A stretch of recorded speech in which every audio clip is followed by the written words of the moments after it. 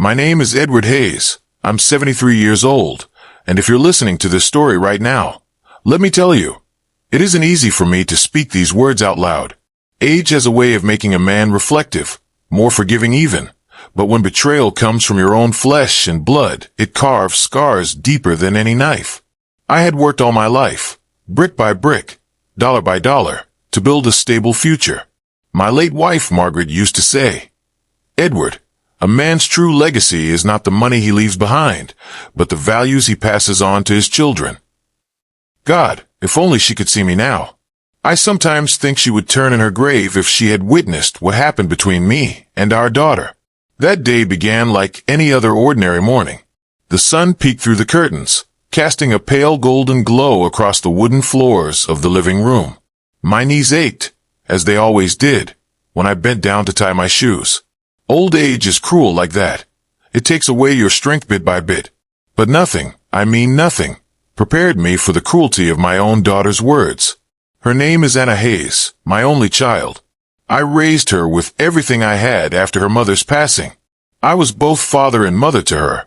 I remember working double shifts at the factory just to afford her piano lessons because she once said at the age of 7, "Daddy, I want to play like the lady in the church choir." I smiled then, thinking she'd remember those sacrifices. But children, they forget too easily when the world spoils them. On that fateful afternoon, Anna stood in the hallway, arms crossed, her husband Richard leaning smugly against the wall. Richard, oh, I never trusted that man. Slick hair, expensive suits, always speaking with that tone of superiority. He married my daughter not out of love, but convenience. He saw in her a chance to climb into the comfort of my house, my savings, my legacy. Pay your rent or get out. Anna's voice cracked like a whip, slicing through the air, each word echoing off the walls that I had painted with my own hands decades ago. My heart stuttered. Rent? From me? This was my home. The home I had bought. The home I had paid off with sweat and aching muscles. Richard smirked beside her, and I swear I saw the satisfaction flicker across his eyes. That smirk said everything. He had won. He had poisoned my daughter's mind against me. I looked at Anna. For a moment, I searched her eyes, desperate to find the little girl who used to run into my arms after school, the one who used to sit on my shoulders at the county fair, laughing until her cheeks turned pink. But she was gone. In her place stood a woman hardened by greed, blinded by manipulation, and deaf to her father's love. "Did you hear me?" Anna snapped. "Rent is due by the end of the week, or you're out. Richard and I need this space for ourselves. We've been too generous, letting you stay here for free." My chest tightened. Generous? Letting me stay? She didn't even know the truth, that the deed to this house had always been in my name, that she and her arrogant husband were living under the very roof I provided, on land I owned outright. I could have shouted it at her right then. I could have pulled the papers out of the drawer and slammed them on the table. But something in me stopped. You see, sometimes silence is louder than words. Sometimes leaving is the most powerful statement you can make. So, I didn't argue. I didn't raise my voice. I simply nodded, picked up my worn-out coat from the hanger, and walked out of the house I had built without looking back. As I closed the door behind me, my heart didn't just ache, it shattered. Shattered into pieces so small I doubted they'd ever fit together again. The autumn wind hit my face, cold and sharp, but not nearly as cold as the betrayal I felt from my own daughter. Now, before I go on, let me pause here and say something important. If you've been listening this far, if my story has struck a chord in your heart, I want you to stay with me till the end. What I'm about to reveal next will not only shock you, but it might even make you question your own relationships.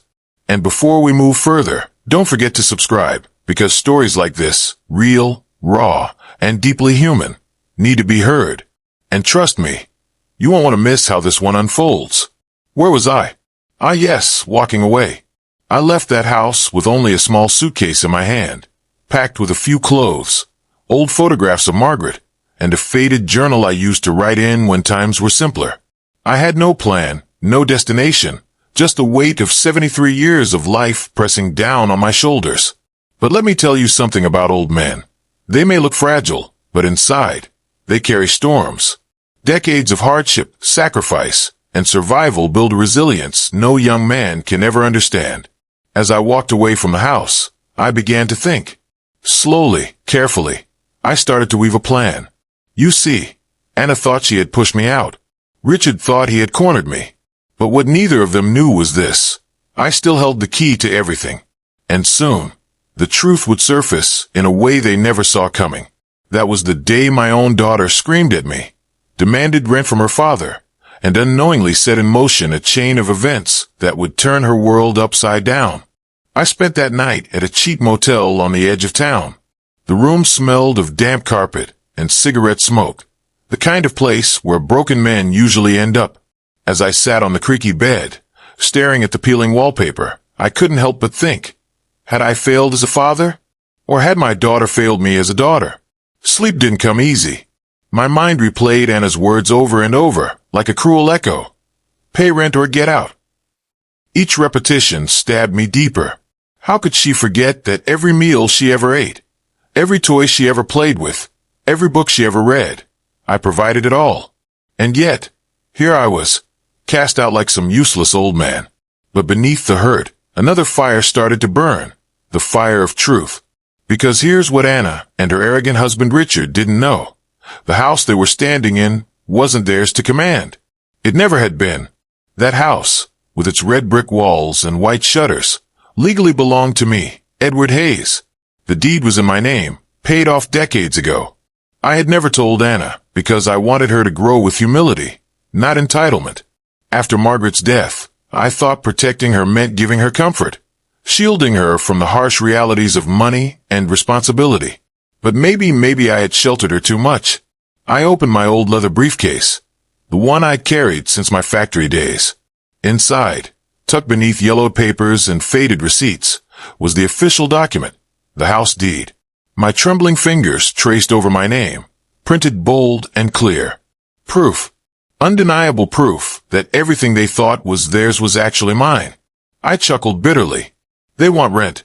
Well, soon enough, they would learn who truly owned that roof over their heads. But revenge, revenge needs patience. An old man like me knows the value of timing. I wasn't going to march back the next day and wave these papers in Anna's face. No, that would only fuel her arrogance. Instead, I decided to take a quieter road, a strategic one. The next morning, I visited an old friend, Mr. Caldwell, a retired lawyer who had handled my property papers years ago. His office smelled of books and dust, lined with shelves filled with legal files. He was startled to see me after so long, but when I explained, he leaned back in his chair, hands folded, listening carefully. "Edward," he said finally, his voice calm but firm, "you've been too kind. You gave your daughter everything, and she let that man, Richard, poison her. Maybe it's time she learns that arrogance has consequences." I nodded slowly. His words carried weight. For 73 years, I had lived with honesty and sacrifice, but maybe now was the time to live with a little steel in my spine. Mr. Caldwell helped me set things in motion. Within days, papers were drafted, the ownership records were pulled, and soon enough, the very people who demanded rent from me would receive something far more terrifying in their mailbox, an eviction notice. But before that, I decided to test my daughter one last time. Sometimes a father clings to hope even when there is none. That evening, I returned to the house. My heart pounded as I stood at the doorstep, the same doorstep where Anna used to leave cookies for Santa when she was little. I knocked softly. Anna opened the door, surprise flashing in her eyes, quickly replaced by annoyance. "Why are you here, Dad?" she asked coldly. Richard's shadow appeared behind her, as smug as ever. I swallowed my pride and said, "Anna, I've been thinking. Maybe you're right. Maybe I should pay rent. But before I do, let me ask you, after all these years, do you really see me as nothing more than a tenant in this house?" Her lips pressed into a thin line. She looked away, avoiding my gaze. Richard answered for her, his voice dripping with contempt.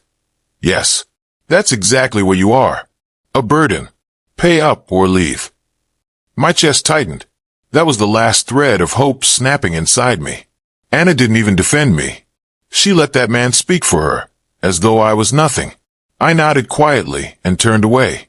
As I walked back down the driveway, I whispered to myself, so be it. They had chosen greed over love.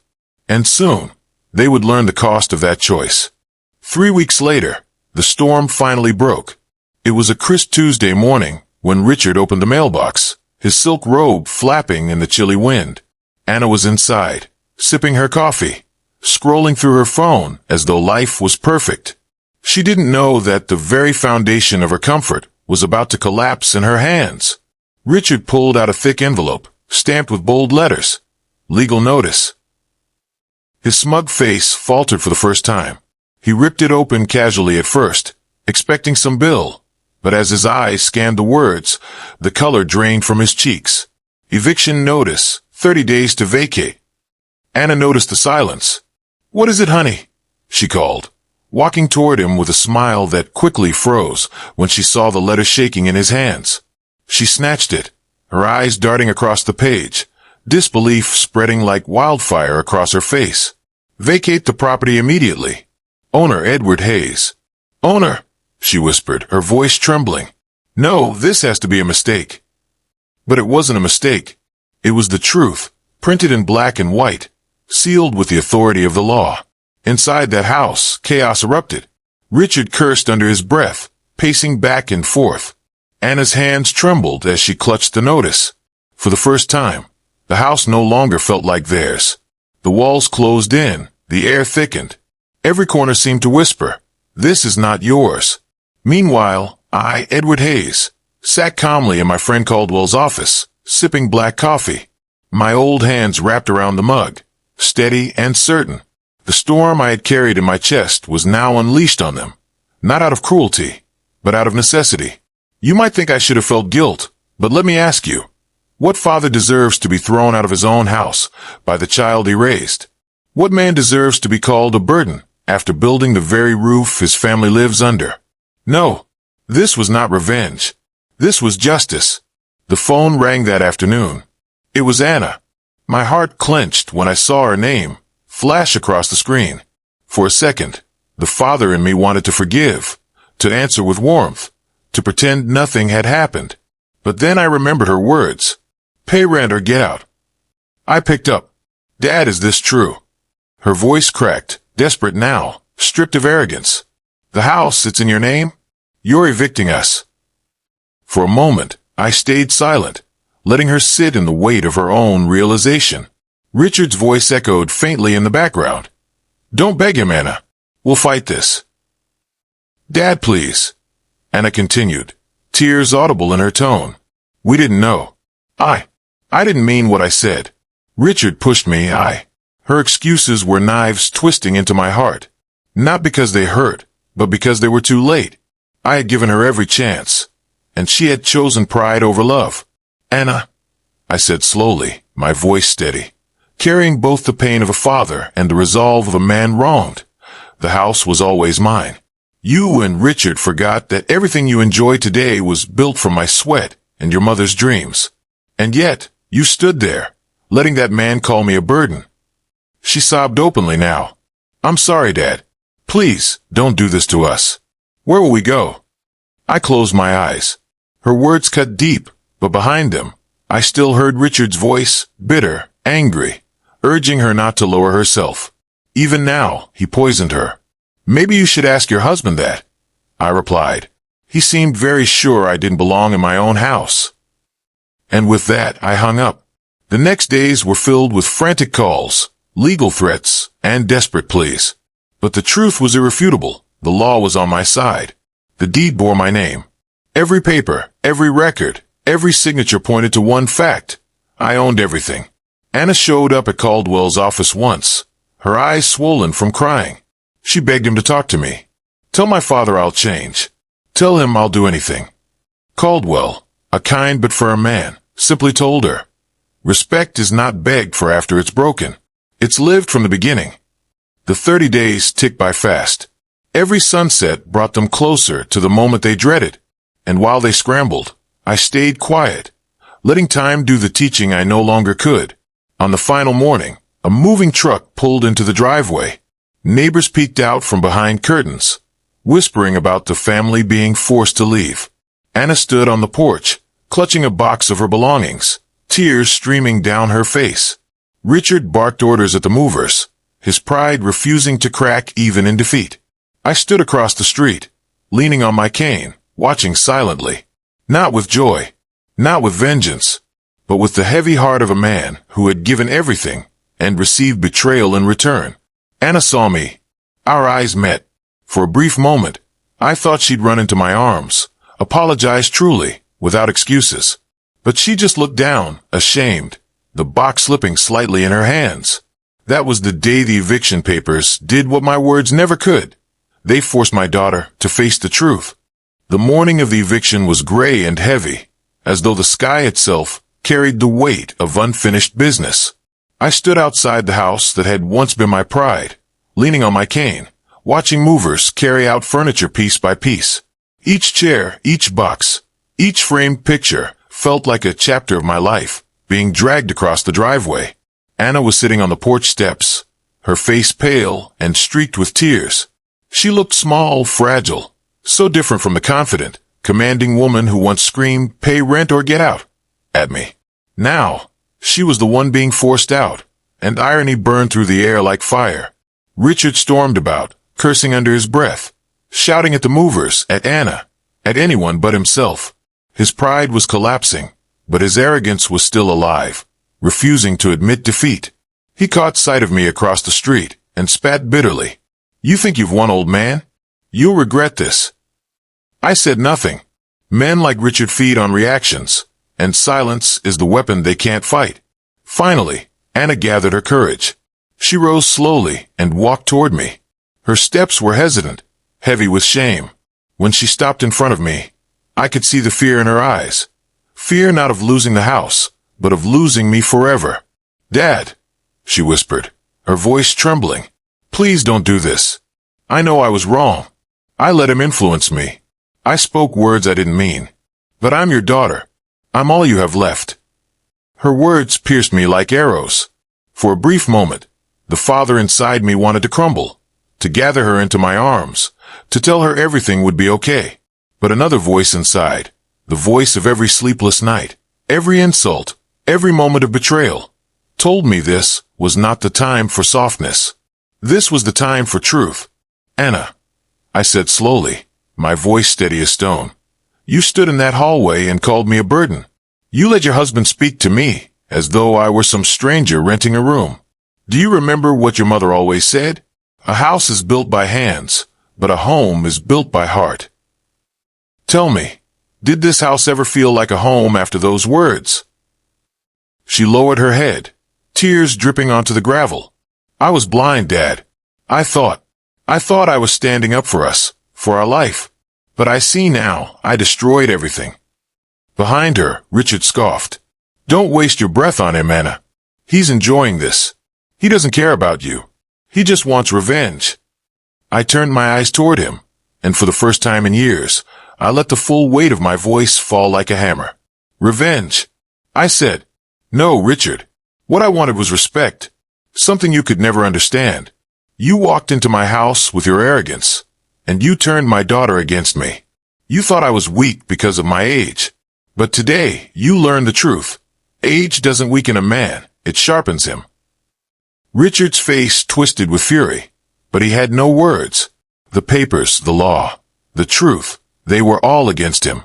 Anna sobbed harder, reaching out and clutching my hand. "Dad, please, don't leave me like this. I'll change. I'll be the daughter you deserve. Just don't shut me out forever." For a moment, my chest ached so hard I thought it would burst. Memories flashed before my eyes. Little Anna running in the yard, laughing as I pushed her on the swing, her tiny hands clinging to mine when she was scared of thunderstorms, the way she used to say, "You're my hero, Daddy." How does a man erase all that? How does he choose between his heart and his dignity? I took a deep breath, steadying myself. "Anna, I will always be your father. Nothing can change that. But being a father doesn't mean accepting betrayal. You must live with the choices you made. I warned you silently when I walked out that door. I gave you one last chance to see me as more than a burden. You failed. And now, I paused, my voice breaking slightly before I hardened it again. Now you must learn that respect once lost is not easily regained. She fell to her knees, clutching my hand tighter, sobbing into it. Richard, furious at her display, grabbed her arm and tried to pull her away. But she shook him off. For the first time, I saw her defy him. Perhaps the first crack in his control. "Dad," she cried, "I don't care about the house. I don't care about the money. I just don't want to lose you. Please forgive me." Her words shook me, but my answer had to be firm. I gently pulled my hand free, placed it on her shoulder, and whispered, "One day, when pride no longer rules your heart, you'll understand what you've lost. Until then, I cannot give you back what you threw away." And with that, I turned and walked away. The movers kept loading the truck, Richard kept shouting, and Anna's sobs followed me down the street, like echoes of a past I could never reclaim. That was my stunning response. Not loud, not cruel, but final.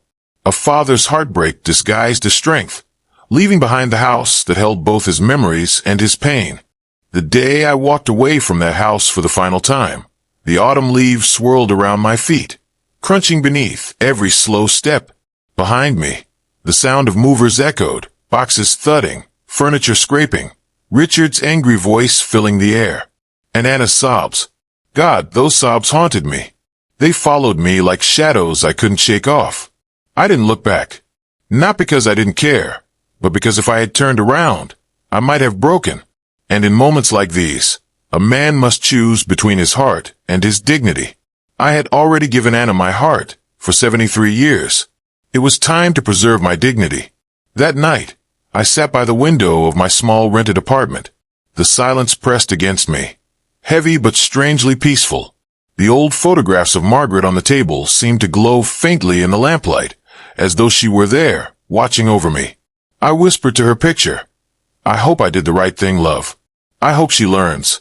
Because that's what this was never about, money, property, or pride. It was about teaching a lesson Anna refused to learn until the world forced her to. Children often believe that parents owe them everything, forever. They forget that parents are human beings too, with limits, with breaking points, with hearts that can shatter when neglected. I had raised Anna with love, sacrificed every ounce of strength I had to give her comfort. But love without respect becomes a chain that suffocates the giver. In the weeks that followed, Anna didn't call. Not once. I told myself I was fine, that the silence was what I had expected. Yet every ring of the phone, every letter slipped under my door made my heart jump, hoping it was her. It never was. And then one afternoon, as I was sipping tea, there was a knock. I opened the door to find Anna standing there, her face pale, eyes red, holding no arrogance, no pride, only shame. "Dad," she whispered, barely able to meet my eyes. "We've lost everything. Richard left. He said I wasn't worth the trouble without the house. I don't even know where to go." For a moment, I just looked at her. The daughter I had once carried on my shoulders now stood before me, broken, abandoned by the very man she chose over her father. My chest tightened, not with anger this time, but with sorrow. I invited her inside. We sat at the small wooden table, silence stretching between us. She cried quietly, her hands trembling as she gripped her teacup. Finally, she whispered, "I'm sorry, Dad. Truly sorry. I let my pride and his poison blind me. I forgot who you were. I forgot what you've done for me all my life. If you never forgive me, I'll understand." But I had to say it. Her words were fragile, but this time, I felt they were real. Not excuses. Not manipulation. Just raw, painful honesty. I reached across the table, placing my old, weathered hand over hers. "Anna," I said softly, "forgiveness isn't about forgetting the wound. It's about healing despite it. I'll always love you. But love has to walk with respect. That's the lesson I wanted you to learn. Do you understand now?" She nodded through her tears. For the first time in years, I saw not the hardened woman blinded by greed, but the little girl who used to call me her hero. That day, I forgave her. Not completely. Scars take time to heal, but enough to let her know she still had a father who cared. Richard may have taken her pride, but he could never take my love for her. And to those of you listening to my story right now, let me leave you with this. Family is not about entitlement. It is not about property or money. It is about love stitched together with respect. Without respect, even the strongest bond will crumble. With it, even broken relationships can find their way back. If you've made it this far into my story, I thank you. My name is Edward Hayes. I am 73 years old. I have lived through betrayal, through heartbreak, and through the painful lesson that even your own children can wound you. But I have also lived through forgiveness. And if this story touched you, if it made you reflect on your own family, don't forget to subscribe. Not just to this channel, but to the idea that respect and love must go hand in hand. Because in the end, that's the only inheritance worth leaving behind.